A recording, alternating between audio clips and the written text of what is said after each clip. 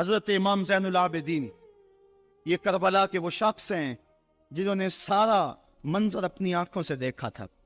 اتنے دکھ کسی کو نہیں پہنچے جتنے زینب اور زین العابدین کو پہنچے ہیں. سب منظر کھلی آنکھوں سے دیکھا.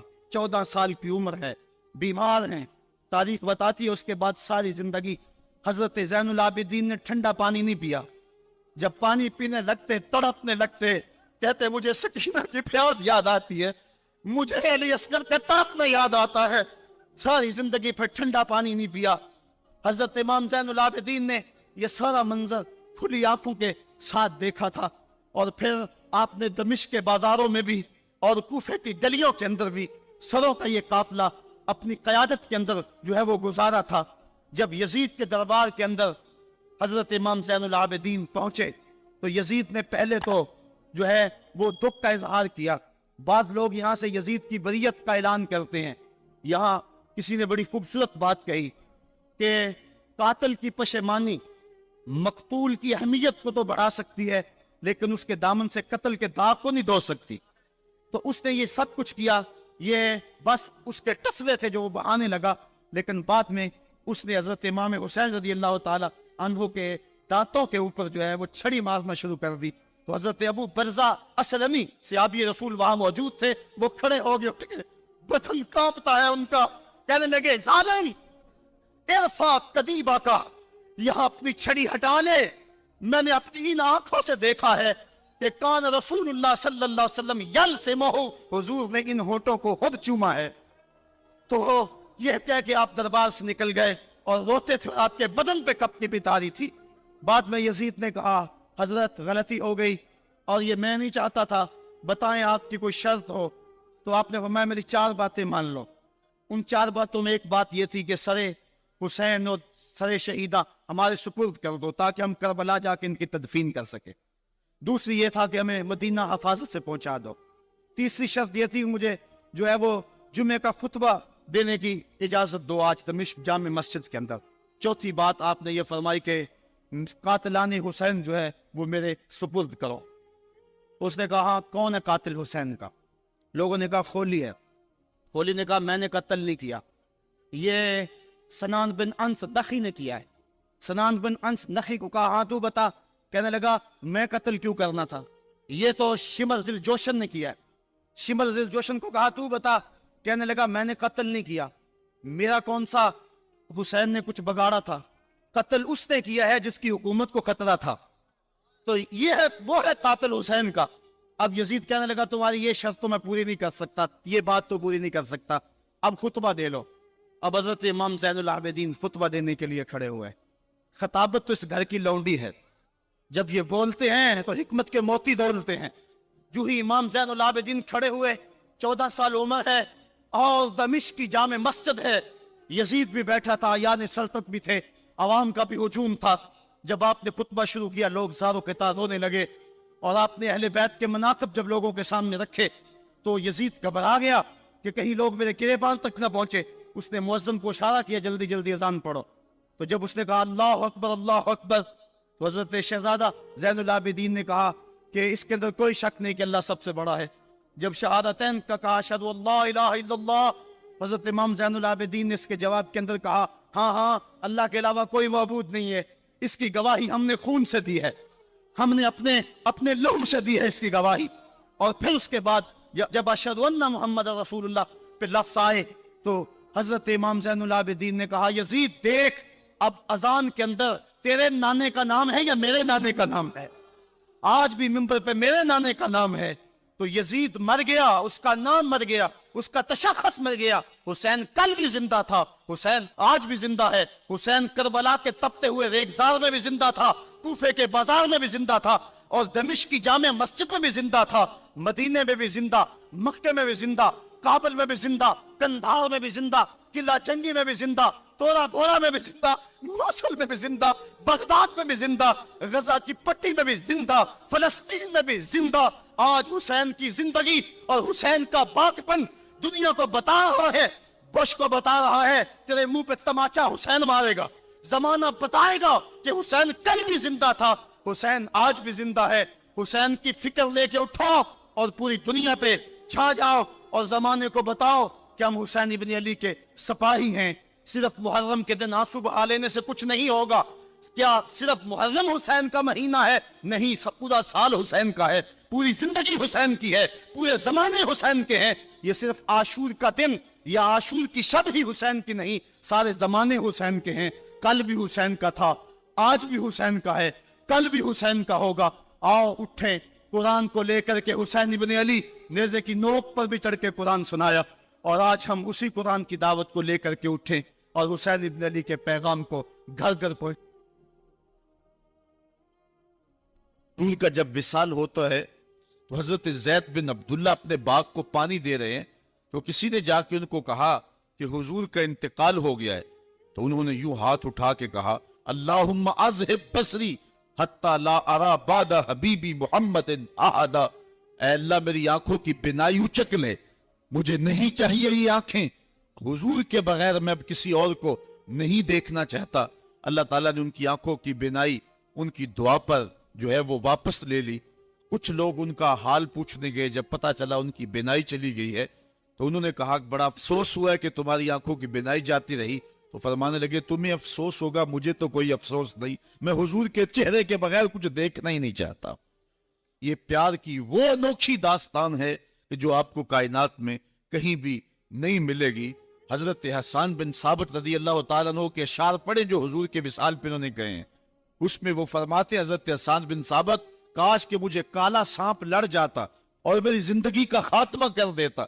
سیدہ فاطمہ کہتی ہیں صبت علیہ مصائب لو انہا صبت علی الایام سرنا لیالیا، کہ میرے اوپر وہ مصیبتوں کے پہاڑ ٹوٹ پڑے ہیں، اگر وہ مصیبتیں جو ہے وہ روشن پر پڑتی تو وہ بھی سیاہ راتیں بن کے رہ جاتی۔ تو یہ محبتوں کی کیفیت، انسان تو انسان رہے۔ وہ غضبہ نامی اونٹنی جس پہ حضور سواری کیا کرتے تھے تو وہ حضرت سیدہ فاطمہ کی دہلیز پہ سر رکھ کے باقاعدہ آنسو بہایا کرتے تھے۔ وہ یافور نامی حضور کا دراز گوش قبیلہ بنو سلیم کے کنویں میں چھلانگ لگا کے اپنا خاتمہ کر لیتا ہے، جب حضور چلے گئے ہیں تو ہم نے جی کے کیا لینا ہے۔ حضرت امام احمد بن حنبل نے اپنی مستد کے اندر لکھا ہے کہ حضور کے گھر میں ایک چھوٹا سا ممولہ تھا، جب حضور گھر آتے تو وہ کسی گوشے میں بیٹھ کے حضور کو دیکھتا رہتا، اور آقا کریم علیہ السلام جب گھر سے چلے جاتے اس طرح تو وہ مضطرب ہو جاتا، کبھی چارپائی پہ آ جاتا، کبھی چھت پہ، کبھی نیچے، کبھی دائیں، کبھی اوپر۔ جب آقا کریم علیہ السلام دوبارہ گھر آتے فساکانا تو اس کے دکھی دل کو قرار آ جاتا۔ اور اگر محبتوں کی کہانیاں اور الفتوں کی دل آویز داستان کو چھیڑنے لگوں تو میں تمہیں ایک ایسی البیلی اور انوکھی کہانی سناؤں گا جس کو حضرت امام بخاری نے اپنی صحیح سند کے ساتھ روایت کیا ہے کہ مسجد نبوی کا ماحول ہے۔ آقا کریم علیہ السلام منبر پہ جلوہ فراز ہوئے، ابھی خطبے کا آغاز ہی ہوا ہے کہ ایک جانب سے سسکیوں کی آواز آنے لگی، کوئی پھوٹ پھوٹ کے رو رہا ہے۔ صحابہ دائیں بائیں دیکھتے ہیں، رونے والا نظر نہیں آتا، اور رونے والا اس درد سے روتا ہے کہ سینوں کے اندر کلیجے پھٹتے دکھائی دیتے ہیں۔ اس کے لہجے میں گداز اتنا ہے اور درد اتنا ہے کہ صحابہ دائیں بائیں دیکھتے ہیں، رونے والا نظر بھی نہیں آتا، لیکن اس کے رونے کی ہچکیاں اور سسکیاں زورا گداز ہیں، کلیجہ پگھلا دینے والی ہیں۔ اللہ اکبر۔ فنزل النبی صلی اللہ علیہ وسلم عن المنبر، حضور منبر سے نیچے اترے۔ آج پہلا دن تھا کہ حضور کے لیے منبر بنا تھا، حضور منبر پر بیٹھے تھے۔ پہلے کھجور کے ایک تنے کے ساتھ ٹیک لگا کے حضور واز کیا کرتے تھے، آج منبر بنا تو اس کو ایک سمت رکھ دیا گیا۔ رونے والا یہ وہ خشک تنا تھا جو حضور علیہ السلام کی جدائی کے اندر تڑپ رہا تھا۔ اس تنے ہنانا در ہجر رسول ظالمی نالت چوں ارباب عقول، رومی کہتے ہیں کہ اس تنے ہنانا عاقل لوگوں کی طرح سسکیاں لے کے رو رہا ہے۔ آقا کریم علیہ السلام آئے اور اس تنے کو حضور نے اپنی باہوں میں لے لیا۔ جس طرح کوئی بچہ بچھڑا ہوا ماں کی گود میں آ جائے تو اس کی گھگی بند جاتی ہے، اس طرح اس کی گھگی بند گئی، اور آقا کریم اس کے اوپر اپنا ہاتھ پھیرتے رہے، اور بتدریج اس کی سسکیاں اور اس کا رونا کم ہوتا رہا۔ پھر تھوڑی دیر کے بعد آقا کریم دوبارہ منبر پہ آئے، صحابہ سے ارشاد فرمایا کہ اے میرے صحابہ، لو لم افعل ہاکذا لہن الی یوم القیامہ، اگر میں منبر سے اتر کر کے اپنے عاشق زار کو یوں تسلی نہ دیتا، یہ قیامت تک روتا رہتا۔ حضرت امام محمد بن سیرین ایک بزرگ ہوئے ہیں، آپ فرمایا کرتے تھے کہ جب حضور کی محبت کا عالم یہ ہے کہ خشک لکڑیوں کو بھی جدائی برداشت نہیں ہے، تو حضور علیہ السلام کے جو غلام ہیں پھر ان کی محبت کا عالم کیا ہوگا۔ کربلا کے میدان میں حضرت امام حسین کے پاس ایک شکی آیا اور بڑی دیدہ دہانی سے کہنے لگا کہ دیکھو فرات کی نہر، اس کی لہریں اور اس کی موجیں اپنی پوری روانی کے ساتھ بہ رہی ہیں اور تمہیں ایک گھونٹ بھی نہیں ملے گا۔ تو حضرت امام حسین رضی اللہ تعالیٰ عنہ جو پیاس کاٹ رہے تھے، آپ کا خاندان پیاس سے بیٹھا تھا اور اللہ پر صابر تھے، آپ غصے اور جلال میں آئے اور ایسے ہاتھ اٹھائے اور کہا مالک آل محمد کو تانے دے رہا ہے، حوض کوثر کے وارثوں پہ بات کر رہا ہے، اللہم امت ہو اتشانن، اے اللہ اس کو پیاسا مار۔ بس یہ لفظ زبان سے نکلنے تھے کہ اس کا گھوڑا بدکا اور رکاب میں اس کا پاؤں پھنسا اور وہ چیختا روتا رہا اور پانی پانی پکارتا رہا اور اس حالت کے اندر مر گیا۔ اگر ان کے ہاتھ اٹھ جاتے تو وہاں اس امتحان گاہ میں کوئی راستہ نکل سکتا تھا، لیکن حضرت امام حسین رضی اللہ تعالیٰ عنہ نے کوئی راستہ نہیں لیا، کوئی کمپرومائز نہیں کیا۔ آپ نے فرمایا کہ ایک ہی بات ہے کہ میں یزید کے ہاتھوں میں ہاتھ نہیں دوں گا۔ یزید کا اصرار یہ تھا کہ تم میری بیعت کر لو، میں تمہیں سب کچھ دوں گا۔ بہت سارے لوگ ہم نے دیکھے ہیں کہ جب وہ باطل کے خلاف کھڑا ہونے کی بات کرتے ہیں تو ان کی گفتگو میں بڑا تن تنا ہوتا ہے، ہم یہ کر دیں گے، ہم وہ کر دیں گے، لیکن جب حکومت وقت ان کا میٹر کاٹ دے تو پھر وہ یو ٹرن لے لیتے ہیں۔ وہ اتنی تکلیف بھی گوارا نہیں کرتے جو چمک چمک کے بات کر رہے ہوتے ہیں۔ میں سلام نہ کر لوں، بیٹوں کی گردنیں کاٹ دی گئی، حسین نے پھر بھی یو ٹرن نہیں لیا ہے، حسین نے پھر بھی راستہ تبدیل نہیں کیا ہے، استقامت کا کوہ گرا بنے رہے۔ اور اس امتحان گاہ میں حضرت امام حسین رضی اللہ تعالیٰ عنہ نے جس پامردی کے ساتھ، جس جرت کے ساتھ قیام کیا، وہ تاریخ کا ایک انوکھا باب ہے۔ میں ایک بات کہا کرتا ہوں کہ لوگ سر بچانے کے لیے ہاتھ دے دیتے ہیں، لیکن امام حسین نے ہاتھ بچانے کے لیے سر دے دیا اور یزید کے ہاتھ میں ہاتھ نہیں دیا۔ یہ سرخروئی تھی جو انہوں نے کہا کہ یہ کیسے ہو سکتا ہے، آپ کے لفظ ہیں وَمِثْلِي لَا يُبَايِعُ، کہ میرے جیسے لوگ یزید جیسے لوگوں کے ہاتھ پر بیعت کیسے کر سکتے ہیں۔ یہ بات ذہن میں رکھیے کہ یہ جو مسلح کی امامت ہے یہ امامت صغرا ہے، چھوٹی امامت ہے۔ اس میں تو اگر امام کی داڑھی کا سائز چھوٹا ہو، حد شریعت سے کم ہو، تو اس کے پیچھے نماز نہیں پڑھی جاتی۔ اگر وہ اچھی طرح سے پاؤں نہیں لگاتا ہے تو اس کے پیچھے نماز نہیں پڑھی جاتی۔ اگر وہ فاسق مولن ہے تو اس کے پیچھے نماز نہیں پڑھی جاتی۔ اور جو مسلح کبرا، امامت کبرا کا امام ہے تو وہ جیسا بھی ہو اس کے ہاتھ پہ بیعت کر لیں گے۔ یہ آج کے دور کا مفاد پرست تو کر سکتا ہے جو قیمے والے نان پہ ووٹ دے دیتا ہے، جس کی رگوں میں محمد عربی کا خون ہے، بھلا اس سے یہ کیسے گوارا ہو سکتا تھا۔ آپ نے اعلان کرتے ہوئے کہا وَيَزِيدُ بْنُ مُعَاوِيَةَ فَاسِقٌ فَاجِرٌ قَاتِلُ النَّفْسِ مُعْلِنٌ بِالْفِسْقِ شَارِبُ الْخَمْرِ، یزید فاسق ہے، فاجر ہے، اعلانیہ فسق کرتا ہے، مسلمانوں کا قاتل ہے، شراب پیتا ہے۔ حسین ابن علی اس کی کیسے بیعت کر سکتا ہے؟ میں ڈٹ کے ڈنکے کی چوٹ پہ یزید کی بیعت کا انکار کرتا ہوں۔ اب اس کی قیمت کتنی دینی پڑے گی؟ جتنی بھی قیمت مجھے دینی پڑے وہ میں قیمت ادا کروں گا۔ میں تمہارے لیے ایک مثال پیش کرنا چاہتا ہوں، اور آپ نے وہ مثال، روشن مثال پیش کی۔ دیکھیے کربلا کے میدان میں حضرت امام حسین اگر نہ جاتے، کوئی راستہ لے لیتے، تو مجھے یہ بتائیے کیا آج ہمارے اندر موجود ہوتے؟ موت تو برحق ہے، لیکن آپ نے وہ راستہ اختیار کیا جو موت کا نہیں تھا، حیات کا تھا۔ حضرت امام حسین رضی اللہ تعالیٰ عنہ سرخرو ہوئے، وہ کامیاب ہوئے، وہ بامراد ہوئے۔ سب کچھ لٹا کر کے بھی پھر بھی حسین آج زندہ ہے، اور یزید کا نام سوائے دشنام کے باقی نہیں۔ یہ شروع سے پیغمبر حسن و جمال حضور علیہ السلام کی توہین و تنقیص کو شعار زندگی رکھتے ہیں۔ تو ایک زمانے میں انہوں نے سازش کی اور آقا کریم کے روضہ اطہر سے حضور کے جسد اطہر کو چرانے کی سازش کی، اور جس کی حفاظت میرا رب کرے کون اس محبوب کا بال بیکا کر سکتا ہے۔ یہ جو کچھ ہو رہا ہے یہ ہمارا امتحان ہے، ورنہ جس کے سر پہ وارا فانا لاکا ذکر کا تاج میرے رب نے رکھا ہے، بھلا اس کی شان کو کوئی گھٹا سکتا ہے؟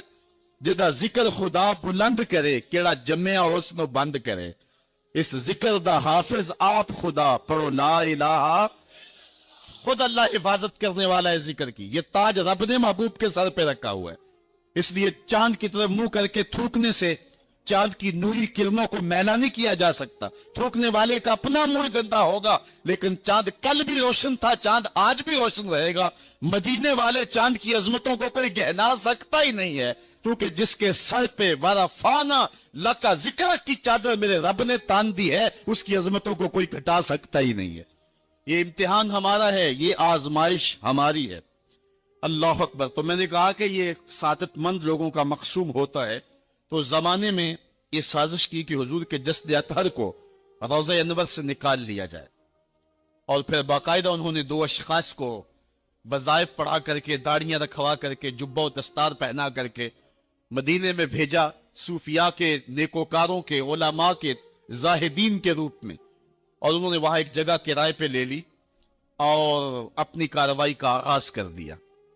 وہ اپنے کمرے کے اندر سرنگ کھودتے اور روزانہ مٹی نکالتے، رات کے اندھیرے میں بقی کے قبرستان میں قبروں کے اوپر مٹی ڈال کے آ جاتے، اور سارا دن تسبیح لیے اللہ اللہ کرتے رہتے۔ لوگ کہتے کہ یہ تو بڑے صالح لوگ ہیں، اور پھر لوگوں کو خیرات بھی کرتے، لیکن کارروائیاں اور انداز یہ تھا، لباس خضر میں راہزنی کر رہے تھے، اور یہ ڈاکو اور یہ راہزن لٹیرے ایک بہت خطرناک مہم پہ آئے ہوئے تھے۔ جب وہ بالکل قریب پہنچ گئے، اور ایک روایت میں آتا ہے کہ حضرت عمر کے پاؤں کا انگوٹھا بھی ننگا ہو گیا، حضور علیہ السلام سلطان نور الدین زنگی کو خواب میں ملے، اور ان کی شکلیں دکھائی کہ یہ 2 موذی مجھ کو تکلیف دے رہے ہیں۔ تو سلطان فوراً اٹھا اور کہا مدینے میں کوئی غیر معمولی واقعہ ظہور پذیر ہوا ہے، اور اس نے جلدی سے کچھ سواروں کو اپنے ساتھ لیا اور کچھ خزانہ ساتھ لیا، اور فوجوں کو حکم دیا کہ وہ تیار ہو کر کے جلدی میرے پیچھے آئیں۔ مدینے میں پہنچ کر کے اس نے دعوت عام کر دی اور لوگوں کہا کہ آؤ میرے دسترخوان نعمت سے کھاؤ، اور لوگوں کو خیرات کرنے لگا۔ سارا مدینہ اس کے پاس آیا، لیکن جو شکلیں اس نے دیکھی تھی اس کو وہ نظر نہ آئی۔ وہ بار بار پوچھتا تھا کوئی رہ تو نہیں گیا؟ لوگوں نے کہا کہ نہیں، سارے جو ہیں وہ آپ سے خیرات لے گئے ہیں۔ ہاں 2 شخص ایسے ہیں کہ جو بہت بڑے سخی ہیں، ان کو تو ضرورت ہی نہیں آپ کی دہلیز پہ آنے کی۔ بادشاہ نے کہا مجھے دکھاؤ وہ کون ہے۔ بادشاہ کو شک گزرا یہ وہی تھے۔ جب سامنے آئے تو بادشاہ نے فوراً پہچان لیا، کہا کہ میں تمہارے ڈیرے پہ جہاں تم رہتے ہو وہاں جانا چاہتا ہوں۔ بادشاہ تفتیش کرنا چاہتا تھا، جب دیکھا تو تسبیحیں لٹکی ہیں، مصلے بچھے ہوئے، قالین بچھے ہوئے ہیں۔ تو بادشاہ مصلہ اٹھایا، قالین اٹھایا تو نیچے پھٹا تھا، جب پھٹا اٹھایا تو نیچے سرنگ تھی۔ پھر بادشاہ نے ان کو جانوروں کے پیچھے بندھوا کر کے چروا دیا، اور میں نے تاریخ میں پڑھا سلطان نور الدین زنگی مدینے کی گلیوں میں پھر اس کے بعد روتا پھرتا تھا، اور اس کی آنکھوں میں آنسو تھے، اور کہتا تھا یا رسول اللہ تمہاری مہربانی، تو یہ ڈیوٹی میرے ذمہ لگائی ہے، ورنہ کائنات بھری پڑی تھی۔ یہ سعادت مندی میرا مقدر کہ اس نوکری کے لیے مجھے منتخب کیا ہے۔ ہمارے اسلاف، ہمارے بزرگ، اس دور کے شہنشاہ، اس دور کے بادشاہ اتنی جرأت اور اتنی عظیمت رکھا کرتے تھے، اور آج ہماری کمزوریاں نے دشمنوں کو دلیر کر دیے۔ کبھی ایسا بھی اندھیر آیا تھا کہ سر عام یوں توہین اور تنقیص ہوتی ہو پیغمبر حسن اور پیغمبر جمال کی، اور پھر 1.40 ارب انسان دنیا کے اوپر بستے ہو۔ یہ بھی زمانے نے دن دیکھنے تھے۔ اس وقت ہمارا المیہ یہ ہے کہ ہمارے پاس عالمی لیڈر کوئی نہیں ہے، عوام کے جذبے یقیناً دیکھنے کے۔ سیریا کے بچوں کو میں نے دیکھا کہ وہ چھوٹے چھوٹے بچے، انہیں ہاتھوں میں کتبہ پکڑا ہوا ہے، اور میں اس منظر کو دیکھ کر کے کتنی دیر تک سکتے میں رہا۔ اس کے اوپر لکھا ہوا تھا اقتلونا ولا تسبوا لنبینا، ہمارے ٹکڑے کر دو لیکن ہمارے نبی کو گالی نہ دو. ان بچوں کے درد کی کہانی کلیجے چیر رہی تھی. حضور علیہ الصلوۃ والسلام کی محبت عقل کا تقاضا بھی ہے، دین اور شریعت کا بھی تقاضا ہے. حضور کا جو فرمان نور آپ کے سامنے رکھا، اس میں حضور علیہ السلام نے ارشاد فرمایا لا یؤمن احدکم حتی اکون احب الیہ، تم میں سے کوئی شخص اتنی دیر تک کامل مومن نہیں ہو سکتا جب تک میں اس کو محبوب نہ ہو جاؤں، من والدہ و والدہ والناس اجمعین، اس کے والد سے، ماں باپ سے، اس کی اولاد سے، یہاں تک کہ کائنات کے ہر شخص سے زیادہ جب تک میں محبوب نہ ہو جاؤں ایمان کی تکمیل نہیں ہو سکتی. حضرت سیدنا عمر رضی اللہ تعالیٰ عنہ نے بارگاہ رسالت مآب صلی اللہ علیہ وسلم میں عرض کی لَأَنْتَ یا رسول اللہ صلی اللہ علیہ وسلم احب الی من کل شیء الا نفسی، حضور آپ مجھے کائنات کی ہر شے سے زیادہ محبوب ہیں، لیکن میں جو اپنی کیفیت پا رہا ہوں وہ آپ کے سامنے رکھ رہا ہوں، مجھے اپنی جان سے زیادہ آپ محبوب نہیں ہیں. تو حضور نے ارشاد فرمایا لا والذی نفس بیدہ حتی اکون احب الیک من نفسک، عمر مجھے قسم ہے اس ذات کی جس کے قبضے میں میری جان ہے، اتنی دیر تک تمہارا ایمان مکمل نہیں ہوگا جب تک سب سے زیادہ میں محبوب نہ ہو جاؤں. حضرت عمر رضی اللہ تعالیٰ عنہ نے عرض کی الآن احب الی من نفسی، حضور اب جو ہے وہ آپ مجھے اپنی جان سے بھی زیادہ آپ محبوب دکھائی دے رہے ہیں. حضور نے فرمایا الآن یا عمر، عمر اب تمہارا ایمان مکمل ہو گیا ہے. تو جب تک کائنات میں سب سے زیادہ وہی محبوب نہیں ہو جاتے تو ایمان کی تکمیل نہیں ہوتی. آقا کریم علیہ السلام کی مجلس نور سجی ہے. حضرت انس بن مالک رضی اللہ تعالی عنہ روایت کرتے ایک شخص آیا اور حضور کی خدمت میں عرض گزار ہوتا ہے متی الساعہ یا رسول اللہ، اے پیارے رسول صلی اللہ علیہ وسلم قیامت کب آئے گی؟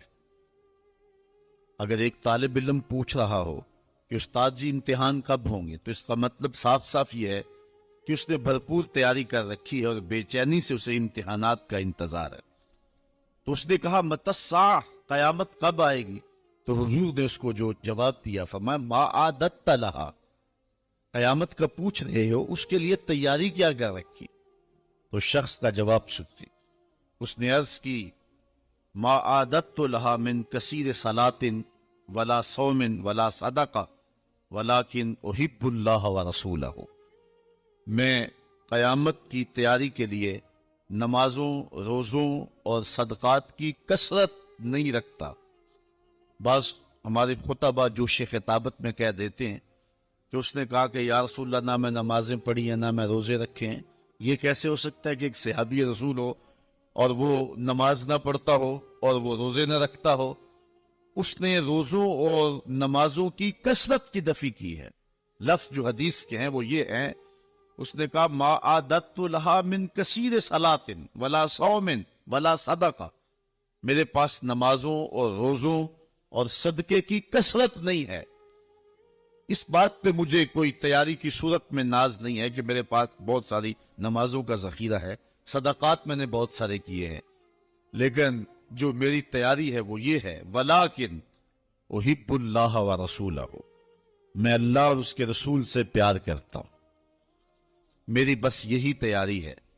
تو اس جواب پر حضور علیہ السلام نے جو ارشاد فرمایا وہ سننے کے قابل ہے.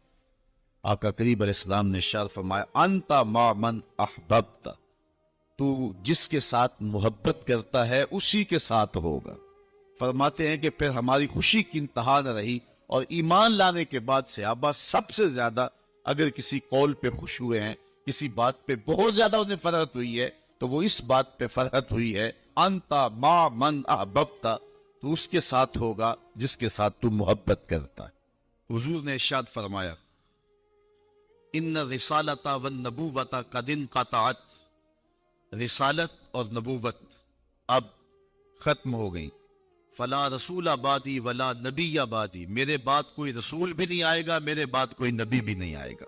بہت سارے لوگ مختلف زمانوں کے اندر نبوت کے دعوے کرتے رہے اور اپنے انجام بد کو پہنچتے رہے. اور سب سے بڑا فتنہ جو پیدا ہوا وہ قادیان کا دجال مرزا قادیانی.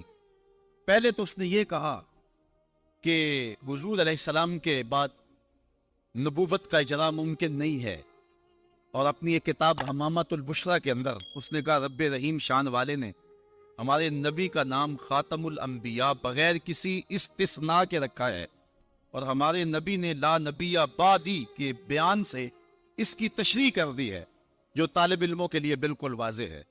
یہ اس نے اپنی کتاب حمامت البشرا کے اندر لکھا. اس وقت تک اس کا پروگرام نہیں تھا کہ میں نے نبوت کا دعویٰ کرنا ہے. بعد میں آپ کی سیالکوٹ کی کچہری میں ہی وہ ملازم تھا، اور میں اگر تاریخ کے ابواب کھولوں تو بات لمبی ہو جائے گی. کچھ لوگوں کا انٹرویو ہوا، وہ کامیاب ٹھہرا، اور پھر اس نے پہلے راستہ ہموار کرنا شروع کیا، اور پھر ایک دن اس نے کہہ دیا کہ بعثنی اللہ علی راس المئۃ لأجدد الدین، اللہ نے مجھے صدی کے سر پہ مبعوث کیا ہے کہ میں دین کی تجدید کروں. مجدد بن بیٹھا. پھر کچھ وقت گزرا، اس نے کہا وَأَنَا الْمَسِيحُ الْمَوْعُودُ وَالْمَهْدِيُ الْمَوْعُودُ، میں مسیح موعود ہوں اور مہدی موعود ہوں. یہ حقیقت الوحی کے اندر اس نے لکھا، روحانی خزائن کے اندر موجود ہے.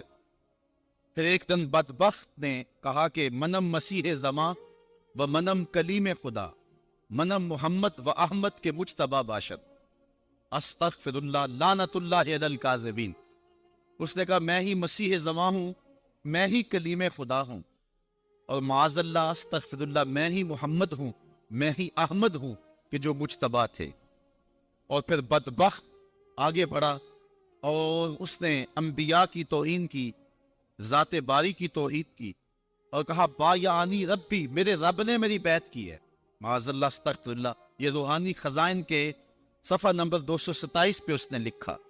اور پھر کہنے لگا میرے رب نے مجھے وحی کی ہے، انت منی بمنزلت اولادی، آپ میرے لیے میری اولاد کی جگہ ہیں. استغفر اللہ علی ذالک.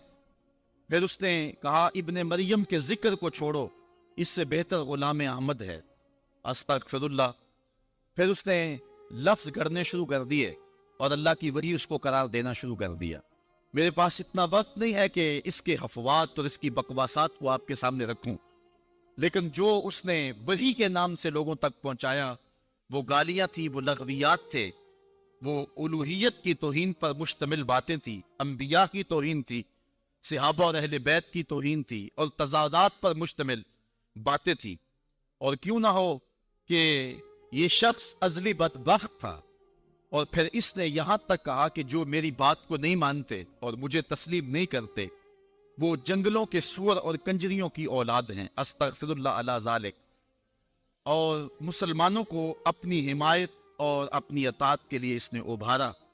جو زر پرست لوگ تھے وہ اس کے پیچھے لگ گئے، چونکہ جن کے مفادات اور مرزا قادیانی کے مفادات سانجے تھے تو انہوں نے اس کے پیچھے لگنا ہی تھا. چونکہ مرزا قادیانی جو ہے یہ انگریز کا لگایا ہوا پودا ہے.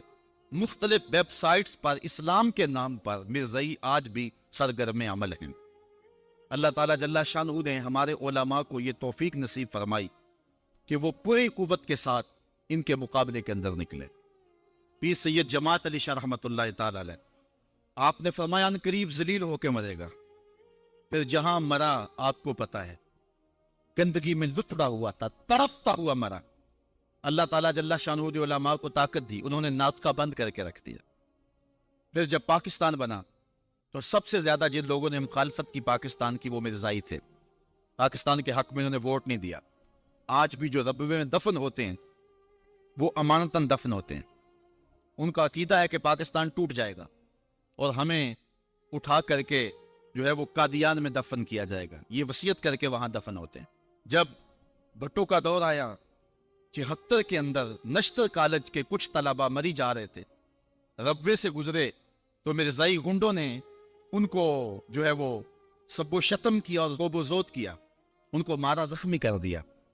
تو تحریک پھر دوسری بار جو ہے وہ مرزائیت کے خلاف اٹھ کھڑی ہوئی، جو کراچی سے خیبر تک پورے بانکپن کے ساتھ چلی. اللہ تعالیٰ رحمت نازل کرے علامہ نورانی کی قبر پہ. انہوں نے علماء کے دستخط کے ساتھ جو ہے وہ اسمبلی کے اندر درخواست جمع کروائی مرزائیوں کو اقلیت قرار دینے کے لیے، قرارداد پیش کی. اور پھر کیا ہوا، 3 مہینے کی مسلسل محنت. علامہ سارا دن اسمبلی کی کارروائی میں رہتے اور راتوں کو دور دراز علاقوں کا سفر کر کے اور جلسے کرتے اور ختم نبوت پر جو ہے وہ لوگوں کو ابھارتے. اور پھر مرزائیوں کو بھی بلایا گیا، صفائی کا موقع دیا گیا. پھر ایک وقت آ گیا کہ حکومت مجبور ہو گئی. مسٹر بھٹو علامہ نورانی سے کہنے لگے، نورانی صاحب یہ تو مدارس کے دارالافتاء کا مسئلہ ہے جو آپ اسمبلی میں لے آئے، یہ تو علماء کا کام ہے کہ کون کافر ہے اور کون مومن ہے، تو آپ اس کو اسمبلی کے فلور پہ لے آئے ہیں تو اس کو مدارس میں حل کرنا چاہیے تھا. تو حضرت علامہ نورانی نے جو جواب دیا وہ بڑا خوبصورت تھا. فرمانے لگے، بھٹو صاحب مجھے ایک بات بتا دیں، آپ منتخب وزیر اعظم ہیں، اگر آپ کے مقابلے میں کوئی کرسی بچھا کے بیٹھ جائے تو آپ اس کے بارے میں کیا رائے رکھتے ہیں؟ وہ منظر بھی دنیا نے دیکھا کہ حضور کے مبارک کندھوں پر حسین ابن علی بیٹھے ہیں اور حضور کی زلفوں کو پکڑا ہوا ہے. تو حضرت عمر رضی اللہ تعالیٰ عنہ دیکھ کے کہتے ہیں، واہ واہ کیسی سواری میسر آئی حسین ابن علی کو. تو میرے آقا مسکرا کے کہتے ہیں، عمر سواری دیکھتے ہو، سوار بھی تو دیکھو. اللہ اکبر. حضرت اسامہ بن زید بن حارثہ رضی اللہ تعالیٰ عنہ فرماتے ہیں، رات کا ایک پہر گزر گیا اور مجھے حضور سے کوئی کام تھا. میں آقا کریم کی خدمت میں حاضر ہوا، در دولت پہ دستک دی. حضور تشریف لائے تو چادر اوڑی تھی، بکل کی ہوئی تھی میرے حضور نے. تو میں نے اپنی حاجت کہی تو حضور نے میری حاجت پوری کر دی. لیکن ایک منظر میں نے دیکھا کہ حضور نے جو چادر کی بکل فرمائی تھی اس کے اطراف میں پہلوؤں میں ابھار تھے، جس طرح اندر کوئی ہو. مجھ سے نہ رہا گیا، میں نے پوچھ لیا. میں نے کہا، بندہ نواز چادر کے اندر کیا ہے؟ فَكَشَفَهُ. تو حضور نے چادر کو کھول دیا. فَإِذَا الْحَسَنُ وَالْحُسَيْنُ عَلَىٰ وَرِكَيْهِ. تو کہتے ہیں میں نے اپنی آنکھوں سے دیکھا، ایک پہلو سے امام حسین لپٹے ہوئے تھے، ایک پہلو سے امام حسن لپٹے ہوئے تھے. فرمایا یہ میرے بیٹے ہیں، یہ میری بیٹی کے بیٹے ہیں. اے اللہ میں ان سے پیار کرتا ہوں، تو بھی ان سے پیار کر، جو ان سے پیار کرے اس سے بھی پیار کر. ان کی محبت کا درس دیا، ان کے پیار کا سبق پڑھایا. کہا ان سے پیار کرنے والا میرے سے پیار کرنے والا ہے، ان سے بغض رکھنے والا میرے سے بغض رکھنے والا ہے. ان کی تکلیف حضور کو بے چین کر دیتی تھی. حضرت سیدہ فاطمہ الزہرا رضی اللہ تعالی عنہا کے گھر کے قریب سے گزرے تو حضرت امام حسین کے رونے کی آواز آ رہی تھی. تو آقا کریم علیہ السلام نے فرمایا کہ فاطمہ حسین کو چپ کرواؤ. الا تعلمی ان بقاءہ یوزینی. تو جانتی نہیں حسین کا رونا مجھے دکھ دیتا ہے. حسین ابن علی کو حضور رونے نہیں دیتے تھے، ان کو دکھی نہیں ہونے دیتے تھے، کیونکہ رسول اللہ صلی اللہ علیہ وسلم جانتے تھے کہ یہ کتنے دکھ سہے گا، کتنی تکلیفوں سے گزرے گا اور کتنے مصائب سہے گا. زمانے نے وہ گھڑیاں بھی دیکھی کہ حضرت حذیفہ بن یمان رضی اللہ تعالیٰ عنہ فرماتے ہیں کہ میں حضور کی خدمت میں نماز مغرب کی ادائیگی کے لیے حاضر ہوا، اور میں نے یہ اجازت خاص طور پہ اپنی ماں سے اس شرط پہ لی تھی کہ امی آپ مجھے اجازت دیں، میں حضور کی خدمت میں حاضر ہوتا ہوں، مغرب کی نماز بھی ادا کروں گا اور پھر حضور سے عرض کروں گا حضور میرے لیے اور میری ماں کے لیے بخشش کی دعا کر دیجئے. ماں نے اس شرط پہ اجازت دے دی اور میں حضور کی خدمت میں آ گیا. نماز مغرب ادا کی، سلام پھرا تو میرے دل میں آرزو تھی میں حضور سے عرض کروں حضور میرے لیے اور میری ماں کے لیے مغفرت کی، بخشش کی دعا کر دیں. لیکن حضور عبادات میں، ذکر میں، نوافل میں ایسے مشغول ہوئے کہ میں آرزو رکھنے کے باوجود بھی عرض نہ کر سکا. خیر نماز عشاء کا وقت ہوا، اذان پکاری گئی، حضور مصلی پہ آئے، نماز پڑھی، سلام پھرا تو میرے دل میں پھر خیال آیا کہ ماں سے ایک نماز کی چھٹی لی تھی، نمازیں بھی 2 ہو گئیں. ماں نے جاتے پوچھنا ہے حضور سے میرے لیے اور اپنے لیے مغفرت کی، بخشش کی دعا کروائی تھی تو کیا جواب دوں گا. اور حضور اٹھے اور کاشانہ اقدس کی طرف چل دیے۔ اب میرے دل میں یہ خیال رہ کے آ رہا تھا کہ ماں کو کیا جواب دوں گا، میں تو حضور سے بخشش و مغفرت کی دعا کروا ہی نہیں سکا۔ جب حضور چل پڑے تو غیر ارادی طور پہ میں بھی حضور کے پیچھے چل پڑا۔ چلنے میں تھوڑی سی رفتار تیز ہو گئی جس سے قدموں کی آہٹ پیدا ہوئی، تو جب آواز پیدا ہوئی تو حضور نے رخ پھیرے بغیر فرمایا من ھذا، میرے پیچھے پیچھے کون آ رہا ہے؟ پھر خود ہی کہا حذیفہ تو نہیں؟ تو میرا دل دھڑک رہا تھا، قل تو نعم، میں نے کہا جی حضور میں حذیفہ ہوں۔ فرمایا ما حاجتوں کا غفر اللہ لکا ولأمک، کیا کام ہے؟ اللہ تجھے بھی بخش دے، تیری ماں کو بھی بخش دے۔ اب جو کام تھا وہ جنبش لب سے پہلے ہی ہو گیا، یہاں تو لفظوں کا سہارا بھی نہیں لینا پڑتا، وہ بند لبوں کی بولیاں بھی سنتے ہیں۔ اقبال بولا ہے فروغت صبح آثار و دہور، چشم تو بھی نندائے معافی صدور، تیری نظر تو سینوں کے چھپے راز بھی دیکھتی۔ تو کہا ما حاجتوں کا غفر اللہ لک ولأمک، اللہ تجھے بخش دے، تیری ماں کی بھی مغفرت کر دے، کیا کام ہے؟ اب جو کام تھا وہ تو ہو گیا۔ تو میرے حضور نے ارشاد فرمایا حذیفہ سنو، ابھی ایک فرشتہ آیا ہے جو اس سے قبل دھرتی پر پہلے کبھی نہیں آیا، آج پہلی مرتبہ اللہ سے اجازت لے کے دو کام کرنے آیا ہے، ایک تو مجھے سلام کرنے آیا ہے اور دوسرا خوشخبری دینے آیا ہے کہ آپ کی بیٹی فاطمہ جنتی عورتوں کی سردار ہے اور حسن اور حسین جنتی جوانوں کے سردار۔ ایک طرف یزید ناپاک میسون کا پلیت بیٹا اور ایک طرف محمد عربی کا نواسا، فاطمہ کے دودھ کا اثر، علی المرتضی کے خون کی تاثیر، رسول اللہ صلی اللہ علیہ وسلم کے کندھوں پہ بیٹھنے والا۔ ایک دن حضور نے امام حسین رضی اللہ تعالیٰ عنہ کے ہاتھ پکڑ لیے اور ان کے پاؤں اپنے پاؤں پہ رکھے اور پھر فرمایا بیٹے آگے بڑھو، اور ان کے پاؤں حضور کی پنڈلیوں پہ آئے، پھر کہا بیٹے اور آگے بڑھو، حتیٰ کہ ان کے پاؤں حضور کی رانوں پہ آئے، پھر فرمایا بیٹا اور آگے بڑھو، تو ان کے پاؤں حضور کے مبارک بطن اقدس پہ آئے، پھر بازوؤں کو کھینچ کے اپنے قریب کیا اور حسین ابن علی کے منہ میں اپنی زبان رکھ دی، اور وہ اس طرح چوس رہے تھے جس طرح کھجور چوسی جاتی ہے۔ تو اللہ کے محبوب علیہ السلام نے حسین ابن علی کو اپنی زبان کا لعاب دہن دے کر کے، وہ شیر رحمت دے کر کے، وہ کوثر و تسلیم سے پاکیزہ تر آب رحمت عطا کر کے ان کی ہمیشہ کے لیے پیاس بجھا دی، تاکہ کل کربلا کے تپتے ہوئے ریگزار میں حسین ابن علی کو پیاس کی شدت تنگ نہ کرے اور پائے استقلال میں لغزش نہ آنے پائے۔ ان نازوں سے پالے ہوئے حسین کو، ان محبتوں سے پالے ہوئے حسین ابن علی کو امتحان بھی اتنے بڑے درپیش تھے۔ یاری تیری سونا پر ازمیشاں تیریاں اگ، سونا پرکھیا جامدہ ہے نال اگاں دے لگ۔ جتنا بڑا شخص ہوتا ہے اتنی آزمائشیں بھی بڑی ہوتی ہیں۔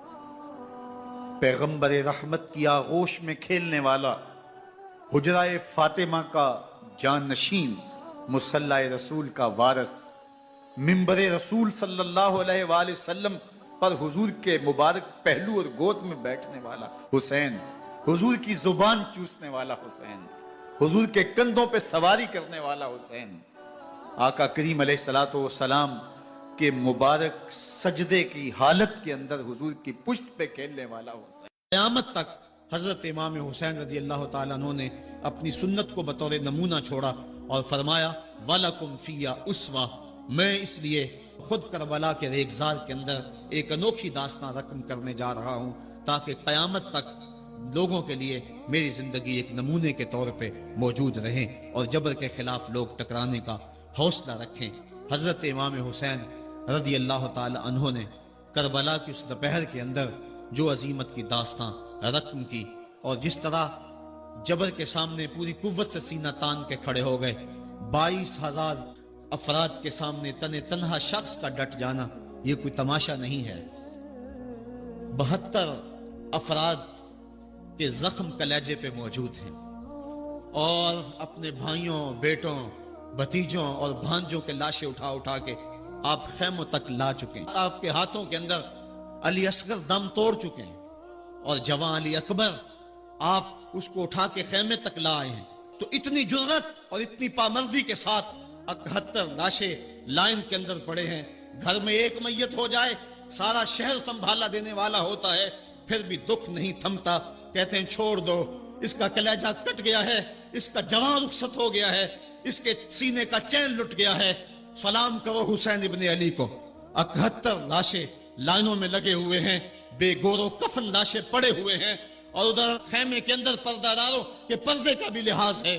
لیکن پھر جب گھوڑے کی زین کو کس کے میدان کربلا میں نبی کا نواسا نکلا، جب 3 دن کا پیاسا کربلا کے ریگزار کے اندر، میدان کربلا کے اندر ذوالفقار تلوار لہراتا ہوا آیا، شبیہ رسول کریم کی تصویر جب میدان کربلا میں حضرت امام حسین تلوار کو لہراتے ہوئے آئے تو آواز آ رہی تھی، یہ کون سی وقار ہے، یہ کون شاہ سوار ہے، لباس ہے پھٹا ہوا، لخت لخت کٹا ہوا، تمام جسم نازنی چھدا ہوا کٹا ہوا، پھر بھی ہے ڈٹا ہوا، یہ نبی کا نور عین ہے، یہ بالیقین حسین ہے.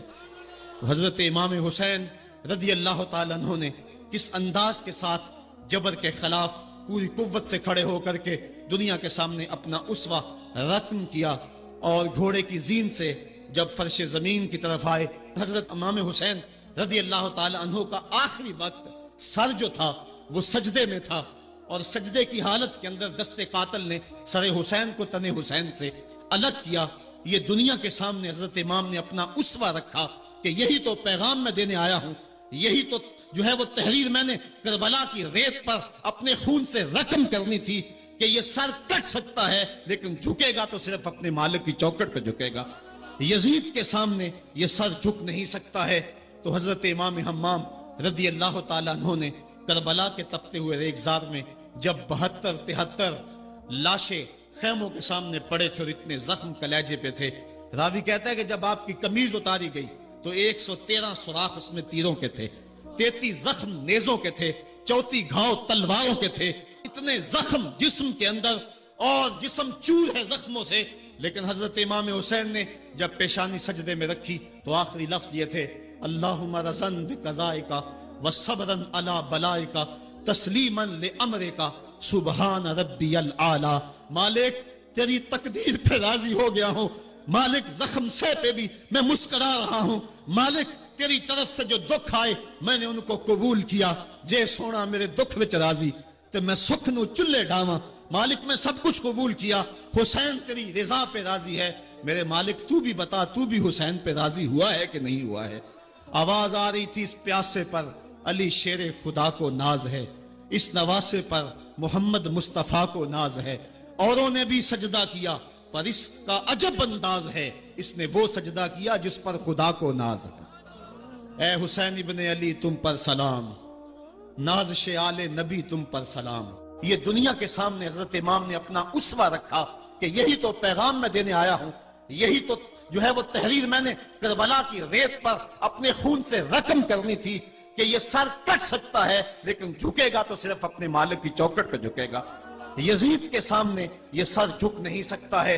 تو حضرت امام حمام رضی اللہ تعالیٰ عنہ نے کربلا کے تپتے ہوئے ریگزار میں جب 72-73 لاشیں خیموں کے سامنے پڑے تھے اور اتنے زخم کلیجے پہ تھے، راوی کہتا ہے کہ جب آپ کی قمیض اتاری گئی تو 113 سوراخ اس میں تیروں کے تھے، 33 زخم نیزوں کے تھے، 34 گھاؤ تلواروں کے تھے.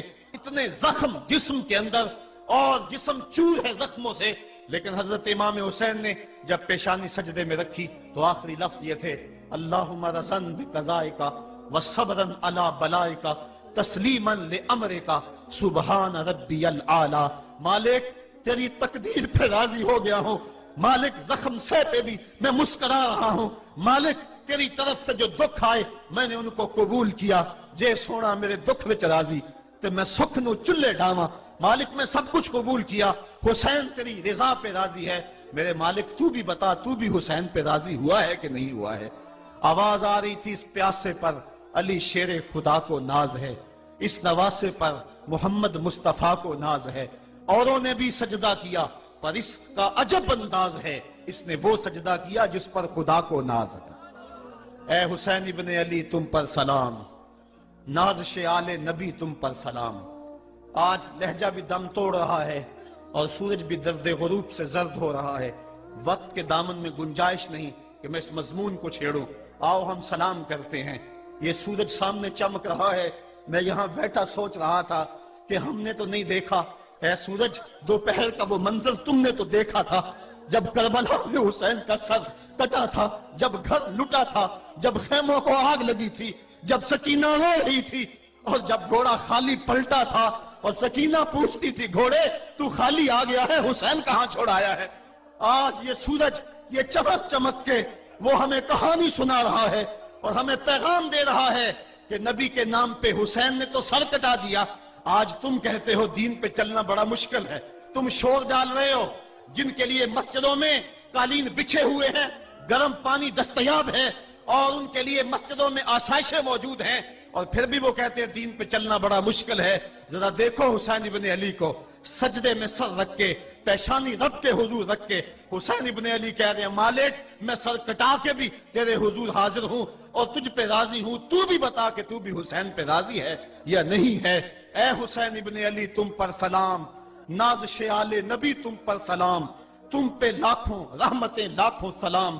اے شہیدان محبت کے امام، لالا گوں لالا بدن لالا چمن، اے چمن اندر چمن اندر چمن، زندگی ہی زندگی تیری حیات، اے حیات اندر حیات، افتخار ملت بیضا ہے تو، رب کعبہ کی قسم یکتا ہے تو، فخر کا دل میں دریچہ باز کرنا چاہیے، جن کا تو آقا ہے ان کو ناز کرنا چاہیے۔ آج ہم ناز کرتے ہیں حسین ابن علی پہ، ہم آ حسین والے نہیں ہیں، ہم واہ حسین والے ہیں۔ واہ حسین تیری عظمت کو سلام، اتنے زخم کلیجے پہ ہو تو کھڑا نہیں ہوا جاتا، لیکن جبر کے خلاف کتنی قوت سے کھڑا ہے۔ حسین ابن علی نے اپنا نمونہ لوگوں کے سامنے رکھنا تھا، تو اقبال کہتا ہے سرخ رو عشق غیور از خون او، شوخی این مصرع از مضمون او۔ یزید مٹ گیا، یزید کا نام مٹ گیا، اس کا تشخص مٹ گیا، حسین کل بھی زندہ تھا، حسین آج بھی زندہ ہے۔ مرتا تو وہ ہے جس کی فکر مر جائے، مرتا تو وہ ہے جس کا نصب العین مر جائے، مرتا تو وہ ہے جس کا مشن ختم ہو جائے۔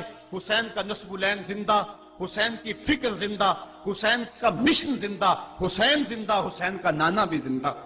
آج بھی ہزاروں کروڑوں اربوں انسان حسین کا نام لے کے جی رہے ہیں۔ میں کہتا ہوں اگر کوئی یزید کا نام بھی لیتا ہے تو وہ سر جھکا کے دیتا ہے۔ کیسا تمہارا لیڈر ہے جس کا نام لیتے ہوئے بھی تمہیں شرم آتی ہے؟ نام لینے سے پہلے سر جھکاتے ہو، نام لیتے ہوئے پسینہ پسینہ ہوتے ہو، نام لینے کے بعد منہ چھپا لیتے ہو۔ تمہیں اپنے قائد اور اپنے لیڈر کا نام لیتے بھی شرم آتی ہے، اور جب ہمارے لبوں پہ نام حسین آتا ہے ہمارا قد اونچا ہو جاتا ہے، ہمارا سر فخر سے بلند ہو جاتا ہے۔ فخر کا دل میں دریچہ باز کرنا چاہیے، جن کا تو آقا ہے ان کو ناز کرنا چاہیے۔ تو حسین ابن علی نے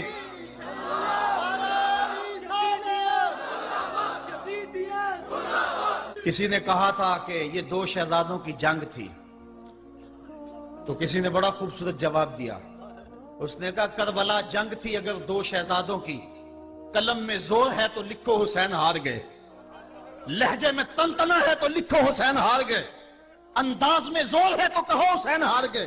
زمانہ کل بھی کہتا تھا، زمانہ آج بھی کہتا ہے، حسین کل بھی جیتا تھا، حسین آج بھی جیتا ہے۔ جب حضرت امام حسین رضی اللہ تعالیٰ عنہ کا سر انور کاٹ لیا گیا اور خولی بن یزید نے نیزے کی نوک پہ اس کو رکھا، ویسے رخ سر کا زمین کی طرف سے تھا، کسی نے کیا خوب کہا باں کے سر نیزے پہ اور سوئے زمین ہے روح، یعنی سجدہ ثانی کی ہے آرزو۔ رکعت کے دو سجدے ہوتے ہیں، ایک سجدہ ہوا تھا کہ سر انور جدا کر لیا گیا، جب نیزے کی نوک پہ تھا سر تو رخ زمین کی طرف سے تھا۔ شاعر کہتا ذرا غور سے دیکھو سر حسین کیا کہہ رہا ہے، سر حسین کی پیشانی زمین کی طرف ہے، پیشانی میں دوسرے سجدے کی آرزو مچل رہی ہے۔ تو جب امام حسین کا سر خولی نے نیزے کی نوک پہ چڑھایا، اس نے تو یہ کہنا چاہا تھا کہ ہم فتح یاب ہوئے اور دیکھو ہم نے سر کاٹ لیا۔ کسی نے کہا ذرا غور سے دیکھو یہ تو سر کٹ کے بھی سر بلند ہے، یہ سر کٹ گیا پھر بھی سر بلندی نہیں گئی ہے، اس کا بانکپن پھر بھی نہیں گیا ہے۔ حسین کا سر کل بھی اونچا تھا، حسین کا سر آج بھی اونچا ہے، اس کا نام زندہ، اس کا پیغام زندہ، اس کی فکر زندہ۔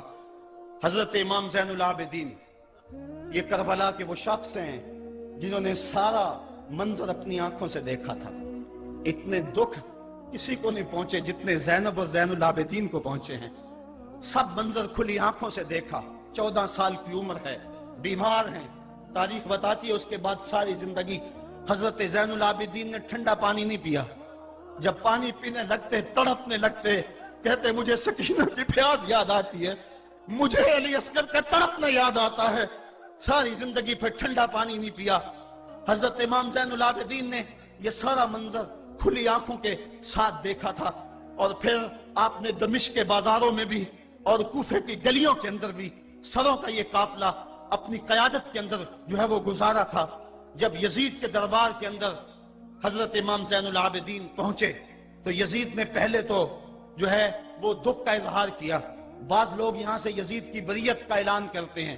یہاں کسی نے بڑی خوبصورت بات کہی کہ قاتل کی پشیمانی مقتول کی اہمیت کو تو بڑھا سکتی ہے لیکن اس کے دامن سے قتل کے داغ کو نہیں دھو سکتی۔